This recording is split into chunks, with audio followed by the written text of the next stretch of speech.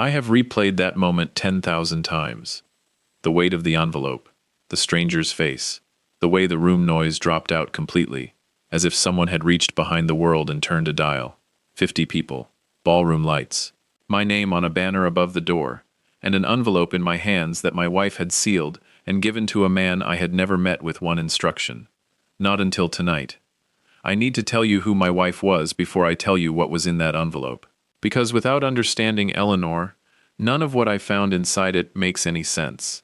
And with understanding Eleanor, it makes the kind of sense that rearranges everything you thought you knew about a person you spent 43 years believing you knew completely. My name is Thomas Aldridge. I am 68 years old. I spent 38 years as a civil engineer with the city of Columbus, Ohio, designing infrastructure that most people drive over without thinking about. Bridges, overpasses, the kind of work that is invisible when it is done right, and impossible to ignore when it goes wrong. I retired on the 14th of September, 2023, at a party my colleagues threw for me at the Scioto Audubon Event Center on West Whittier Street. 51 people in a room overlooking the Scioto River. My name on a banner, a cake that was larger than any occasion required, and a stranger who found me near the bar at 8:15 in the evening and changed everything I thought I understood about my own life. Eleanor passed 14 months before that party, ovarian cancer. The kind that announces itself late and moves fast, which is its own particular cruelty, the way it gives you just enough time to understand what you are losing before it takes it. She was 64 years old. She had her mother's hands and her father's stubbornness, and a laugh that I had been in love with since I was 25 years old, at a backyard barbecue in Bexley, where I handed her a lemonade, and she said thank you, without looking up from her book, and I stood there for 30 seconds, before I found a reason to say something else. 43 years. The retirement party had been planned for 2 years. Eleanor and I had talked about it, the way couples in long marriages talk about the future, casually and specifically at the same time. She had been the one who suggested the Scioto Audubon venue. She had been the one who said 50 people was the right number, not so small it felt like an afterthought, and not so large it became an event rather than a celebration. She had opinions about everything. That was one of the things I loved most about her and occasionally found most challenging, that she had considered all the angles before you had finished presenting the first one. She did not live to see the party. But she had been planning something for it that I did not know about, something she had put in motion long before the diagnosis, long before the 14 months of losing her, long before the specific silence that has lived in my house since December 2021 where her voice used to be. She had been planning it and she had told me nothing. I found that out at 8:15 on a September evening with 50 people in the room and the Scioto River going dark outside the windows. Before I go any further, I want to take a moment. If you are new here, welcome. This is the kind of place where real stories live. Stories about love and loss, and the extraordinary things ordinary people do for each other when no one is watching. Hit that subscribe button right now so you don't miss what comes next. And drop a comment telling me where in the world you are watching from tonight. Your city, your country. I want to know who is out there. Hit that like button before you keep reading. It means more than you know. Now, let me tell you about the stranger. His name was Gerald Morrow. He was 62 years old, a retired insurance actuary from Dublin, Ohio, with silver-rimmed glasses and the careful posture of a man who has spent a career measuring risk and has developed a professional relationship with precision. He found me near the bar at 8:15, just after the formal toasts had finished and the room had relaxed into the comfortable noise of a party that had made it past the awkward opening hour. He said, "Excuse me, are you Thomas Aldridge?" I told him I was. He said, "I'm Gerald Morrow. I don't believe we've met." He said it with the particular clarity of a man establishing a fact rather than offering small talk. He reached into the inside pocket of his jacket and produced a white envelope, standard letter size, sealed, with my name written on the front, in handwriting I recognized before I had consciously registered what I was seeing. Eleanor's handwriting, the way she wrote the capital T in Thomas, with that slight leftward lean she had always had, the way her lowercase d looped back on itself. 43 years of birthday cards and grocery lists and notes left on the kitchen counter, and I knew her handwriting, the way I knew the sound of her footsteps on the stairs. He said, "Your wife asked me not to give you this until tonight." I looked at him. He said, "She came to my office in March of 2020, 18 months before she was diagnosed. She said she had something she needed to ensure reached you at a specific time, and that she trusted a neutral third party more than any family member to honor the timing without being tempted to give it to you early. She said you were retiring in September 2023, and that the envelope was to be delivered on that evening and no sooner." March of 2020. Eleanor had walked into a stranger's office in March of 2020 with a sealed envelope and instructions for a party that was 3.5 years away. Before the diagnosis, before the 14 months, before everything. Mr. Morrow said, "She paid me a retainer. She was very specific about the conditions." He paused. She also said, and I am quoting because she asked me to quote this exactly. She said, "Tell him he is not allowed to cry until he finishes reading." Those were her words. I stood there in a room with 50 people and my name on a banner overhead, and I held that envelope and I understood, in the way you understand things, that arrive fully formed and complete, rather than building over time, that my wife had known something about this night that I had not. I opened it. But I am not going to tell you what was inside yet, because to tell you what was inside that envelope without first telling you the full truth of who Eleanor Aldridge was and what the envelope contained about our life together would be like handing someone the last page of a book and calling it the story. The story is not the last page. The story is everything that made the last page mean what it means. Let me take you back, not far, just far enough. Eleanor and I met in the summer of 1980. I was 25, she was 24. I have already told you about the backyard in Bexley and the lemonade and the 30 seconds I stood there before I found a reason to say something else. What I said was, "That's a good book." She looked up. She said, "How would you know? You're holding it upside down." I was. I had picked it up from the table beside her without thinking, and had been holding it upside down the entire time without realizing it, which tells you most of what you need to know about the effect she had on me from the first 30 seconds. We were married in June of 1981, in a small ceremony at her parents' house in Bexley. 30 people. No venue, no banner, no cake larger than the occasion required. A backyard and a June evening, and Eleanor in her mother's dress, altered to fit her, which took 3 sessions at the tailor, and produced, in Eleanor's words, 1 perfect dress and 1 exhausted tailor. We had 2 children, a son named Daniel, who is now 40, and a daughter named Claire, who is 37. Daniel is a software engineer in Seattle. Claire is a pediatric nurse in Columbus, close enough that she was at the retirement party, which is important, because Claire is one of the people who watched me open that envelope and who told me afterward that she had known something about it and had been keeping Eleanor's secret for 2 years. I will come back to that. Our marriage was not a perfect marriage in the way that no honest marriage is perfect. We disagreed about money more than anything else, not in the catastrophic way, but in the sustained low-frequency way of 2 people who have fundamentally different relationships with financial security. I was a saver. Eleanor was not reckless with money, but she believed in using it while you had it, in experiences over savings, in the trip taken rather than the trip deferred. We negotiated this difference for 43 years with varying degrees of grace. Sometimes I won, sometimes she did. Mostly we found the third option, which is what long marriages actually run on.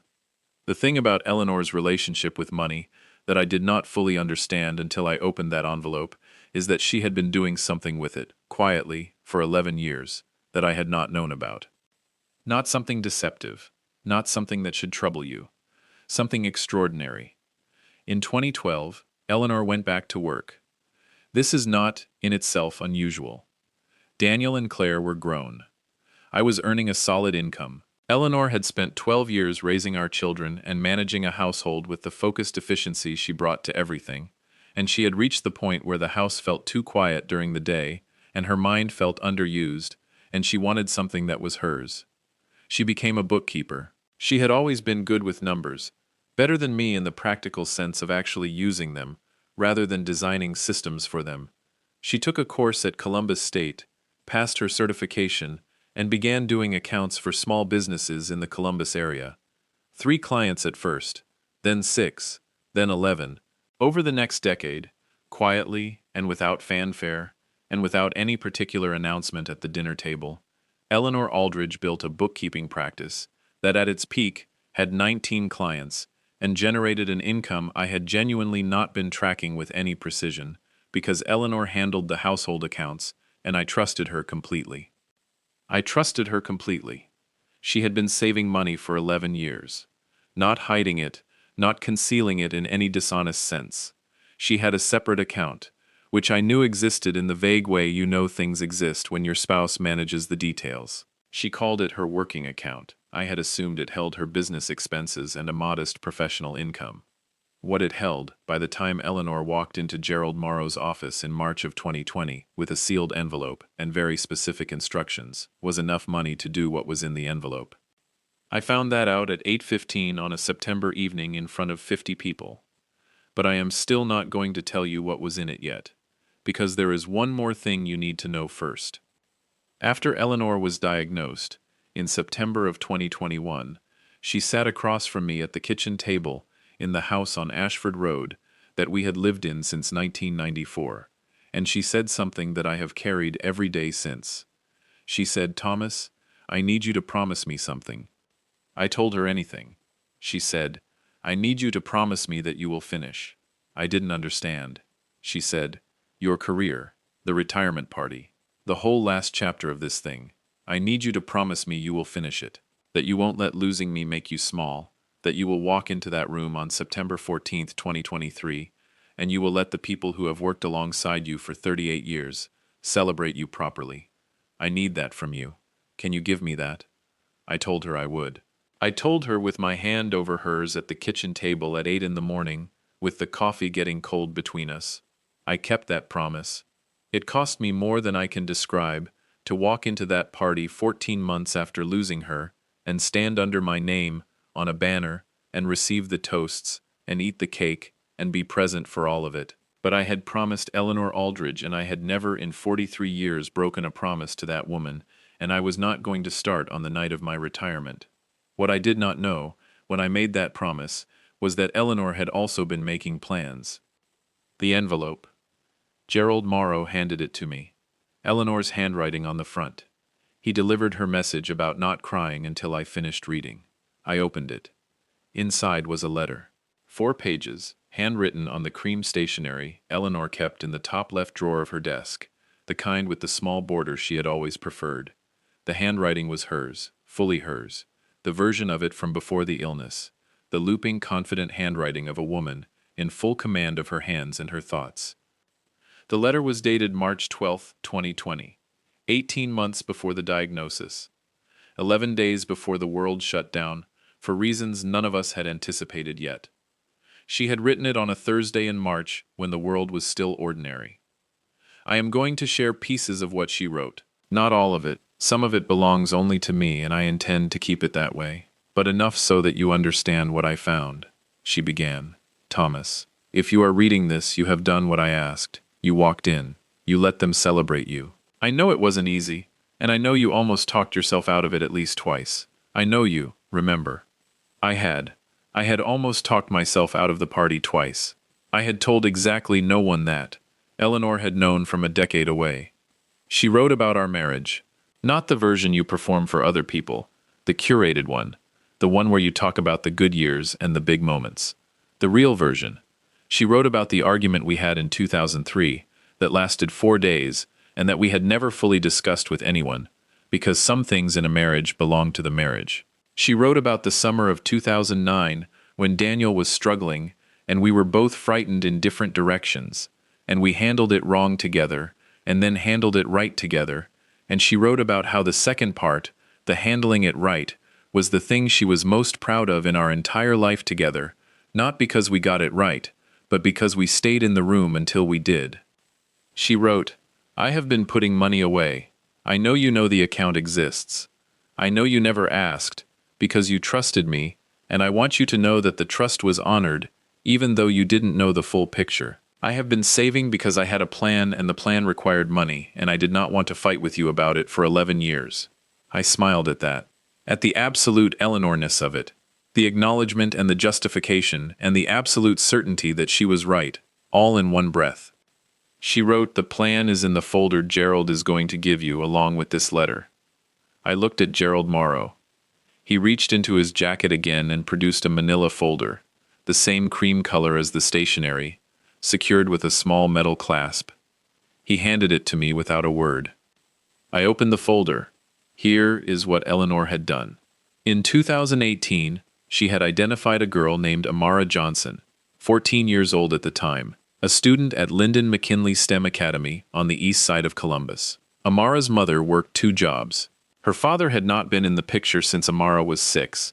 Amara had a science teacher named Mr. Delaney who had flagged her in a district gifted program database as a student with exceptional aptitude in mathematics and analytical reasoning and zero financial pathway to a 4-year university.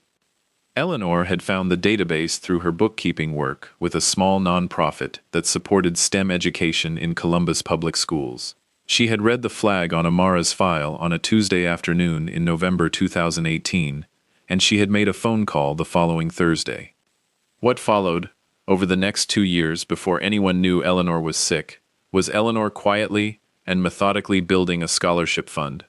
Not a large institution, not a named program, just a fund, properly established through an attorney named Patricia Holt in Worthington, Ohio, funded with the 11 years of savings from Eleanor's bookkeeping practice, and structured to cover 4 years of undergraduate tuition and housing at any accredited university in Ohio that Amara Johnson was accepted to. The folder contained the fund documents, the attorney's confirmation, and a letter from Amara Johnson, 18 years old in September 2023, a freshman at Ohio State University on a full scholarship, studying biomedical engineering, who had written to the fund trustee in August of that year to say that she was there, that she had made it, and that she wanted to find a way to thank whoever had made it possible. She did not know Eleanor's name. Eleanor had structured the fund anonymously. She had not wanted Amara to spend her college years feeling obligated to a person or a memory. She had wanted Amara to spend her college years becoming whatever she was going to become, without the weight of gratitude complicating the air around her. But in the letter to me, Eleanor wrote, "I am giving you the choice. You can keep it anonymous if you believe that's right, or you can find her. Tell her what you want to tell her. That's yours to decide. I set it up. What you do with it now is up to you." Then she wrote, "Thomas, you spent 38 years building things that hold weight. Bridges, roads, structures that make it possible for people to go where they need to go. You did it quietly and professionally, and without needing anyone to notice. I wanted to do something like that. One structure. One crossing for someone who needed it. This was mine." Then the last line of the letter. She wrote, "I love you in the past tense, and in the present tense, and in whatever tense applies to what comes after. Go home tonight, and open the good bottle of wine we've been saving. You've earned it, and don't you dare pour it alone." I want to stop here for a moment. I have been telling this story for a while now, and I know some of you are still with me, because something in it has touched something in you. Maybe it's the idea of a love that plans ahead even when planning is hard. Maybe it's the idea of someone doing something good quietly, without needing anyone to know. Maybe it's something in your own life, your own marriage, your own loss, that this story is pressing against. If it is, put it in the comments. Not for me, for yourself, and for everyone else reading who might need to know that what they are carrying is not uniquely theirs. The love in this story is real. The loss is real. And the thing Eleanor did is real in the way that only love with intention behind it is real. Tell me your story, whatever version of it you are ready to share. I looked up from the folder. 50 people in the room. Some of them had noticed something was happening near the bar. A small cluster of my colleagues had drifted close without fully approaching, sensing that the conversation had a quality that required distance. My daughter Claire was standing 8 feet away with her hand pressed to her mouth and her eyes full. She knew. I looked at her. She looked at me. She crossed the distance in 4 steps and put her arms around me, and I stood in the middle of my retirement party in the Scioto Audubon Event Center, with my wife's letter in my hand, and my daughter's arms around me, and I did not cry. I had promised Eleanor I would not cry until I finished reading. I had finished reading. So I cried. Not the performed kind. Not the kind you modulate for a room. The real kind. The kind that comes from the deepest part of a person and has been waiting a long time for permission. 14 months of permission. 14 months of keeping the promise about the party and being present and not letting losing her make me small. 50 people in the room, and I did not care about a single one of them in that moment, in the best possible sense of that sentence, because the only person in that room who mattered was my daughter holding on, and the woman who had written me 4 pages on cream stationery in March of 2020 and trusted a stranger to deliver it at the right time. Gerald Morrow, to his credit, had disappeared. He had done what Eleanor sent him to do, and he had understood that the rest of the evening did not require him. I found out later he had quietly retrieved his coat from the coat check and left. Eleanor had chosen the right person. I want to say that. She had chosen a man who understood what his role was and what it was not. Claire pulled back. She looked at me. Her face was wet. She said, "Mom made me promise not to tell you. 2 years, Dad. I kept it for 2 years." "I know," I told her. She said, "Are you okay?" I thought about the question honestly. I looked at the folder in my hand, and the letter on top of it, and the window beyond the room where the Scioto River was moving in the dark, the way rivers move, regardless of what is happening in rooms above them. I told my daughter, "I don't know yet, but I think I'm going to be." She nodded. She took my hand. We stood there for a moment, and then she said, "What do you want to do?" I told her I wanted to go find Daniel and tell him. I wanted to finish the party properly because I had promised Eleanor I would, and then I wanted to go home and find the good bottle of wine we had been saving. Claire said, "We bought it for your 60th birthday." "I know," I told her. "It's been waiting long enough." I called Patricia Holt, the attorney, on the Monday following the party. She had been expecting my call.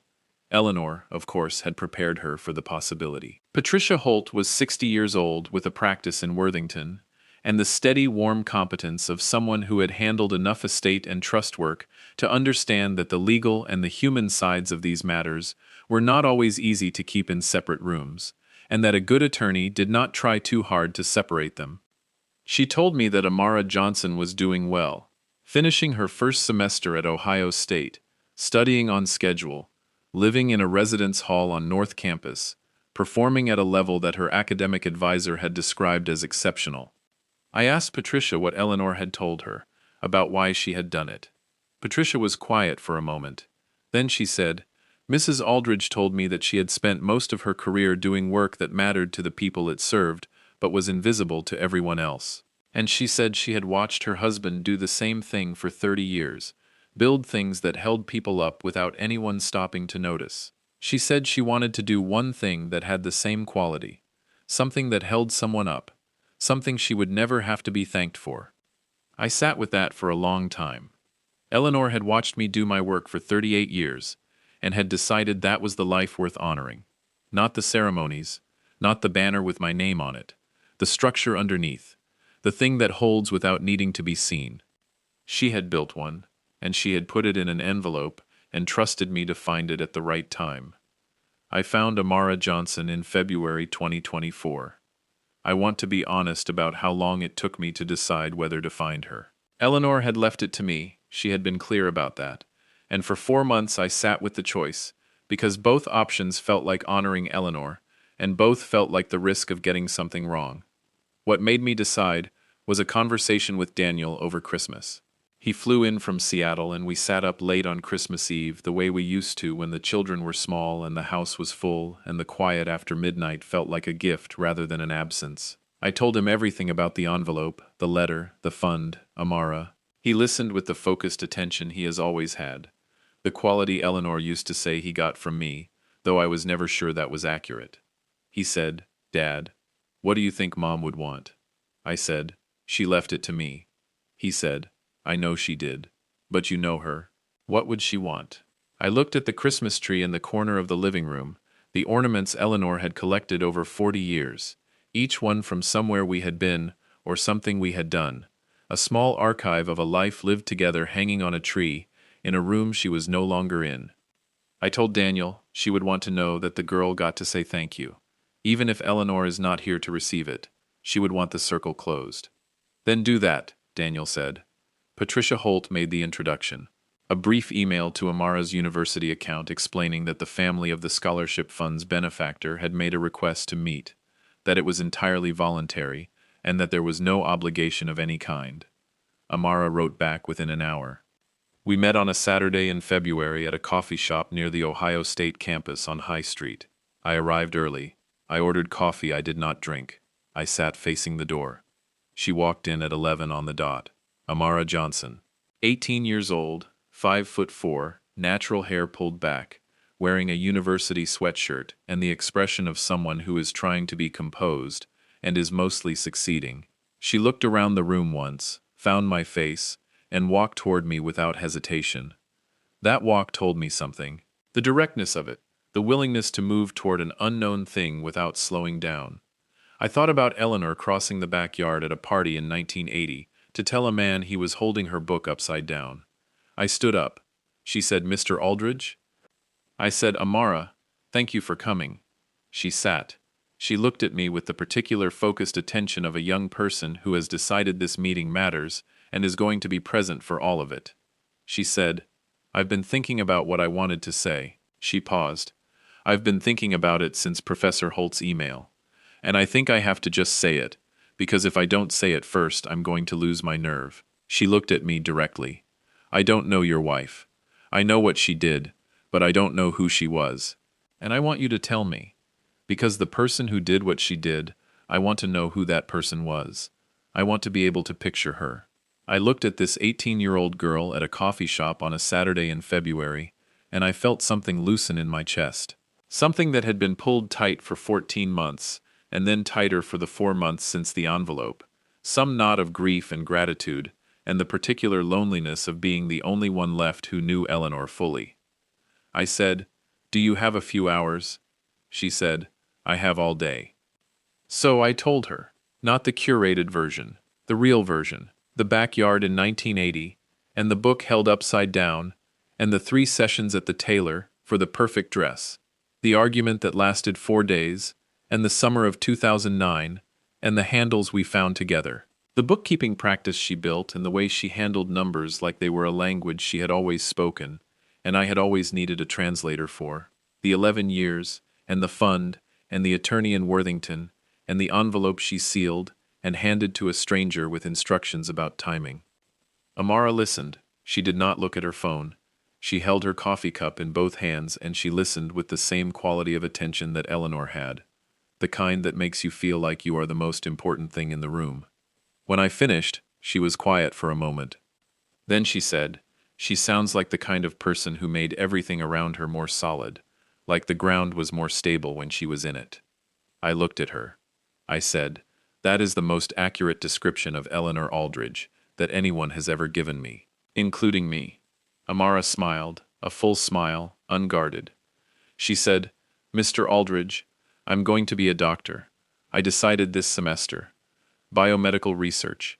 I want to work on early detection." She paused. "I think about her sometimes. Your wife. About the fact that she didn't get caught early enough. I think about whether I can do something, in my work, that means someone else does." She looked at me steadily. "I want you to know that this isn't just a degree. This is what I'm going to do with it." I pressed my hand flat on the table. My jaw was doing the thing it had done in the Scioto Audubon Event Center in September. The thing where it tightens to hold something in that does not want to stay in. I said, "Eleanor would have been very proud of you." Amara said, "I'll make sure she has reason to be." I am going to tell you where things are today, because the honest ending belongs here. I am still on Ashford Road. The house is still the house. Dorothy's books are still arranged the way she arranged them, which I recognize is a thing I will probably not change for the rest of my life, and which I have made my peace with. The garden she planted along the back fence is in its winter state right now, bare and resting, waiting for April the way good things wait, quietly and with the full intention of coming back. Daniel calls every Sunday. Claire comes to dinner twice a month. The good bottle of wine was opened on the night of the party, poured into 2 glasses, one for Claire and one for me, and we sat in the kitchen at the table where Eleanor and I had sat every morning for 32 years, and we drank it slowly, and we talked about her, and the talking was the kind that feels like company rather than grief, though it was both. Amara and I have stayed in contact. She sends an email every few months, short updates, a grade she is proud of, a professor who pushed her in the right direction, a research project she joined. I read every one of them at my desk on Ashford Road, and I write back and I think about Eleanor reading over my shoulder and being insufferably pleased with herself, which is exactly what she would be, and which I mean as the highest possible compliment. What Eleanor did was not complicated in the way that the most meaningful things rarely are. She paid attention. She noticed a gap between what someone needed and what they had. She did something about it, quietly and properly and without any need to be seen doing it. She built a structure. She made sure it would hold. And then she sealed it in an envelope and trusted the right people with it, and trusted me to find it when the time was right. 38 years I spent building bridges. Eleanor spent 11 years building one that will matter longer than anything I ever designed. I say that without envy and without diminishment. I say it with the specific and uncomplicated pride of a man who spent 43 years married to someone who was, in the ways that counted most, the better engineer. Before I tell you the last thing, I want to say something to the people who have been with me through this whole story. Some of you are carrying a loss, not the same loss, your own version of it, the specific shape of a person-sized absence in a life that had been arranged around their presence. Some of you are carrying a gratitude you have not yet found the words for. Some of you have a letter you should write, and have been putting off writing. Some of you have a thing you have been planning to do for someone, and have not yet done. Do not wait for the right time. Eleanor wrote her letter in March of 2020, when the world was ordinary, and she had no particular reason to believe it wouldn't stay that way. She wrote it because she had something to say, and she understood that the only safe time to say something is before you run out of time to say it. Write the letter, make the call, do the quiet thing for the person who needs it, the one that doesn't require them to thank you, the one that will still be standing after you are not. That is what love with intention looks like. Eleanor showed me that. She showed me from an envelope handed to me by a stranger at a party in my own honor, and I did not understand the full size of it until I was sitting across from an 18-year-old girl in a coffee shop on High Street who said the ground was more stable when Eleanor was in it.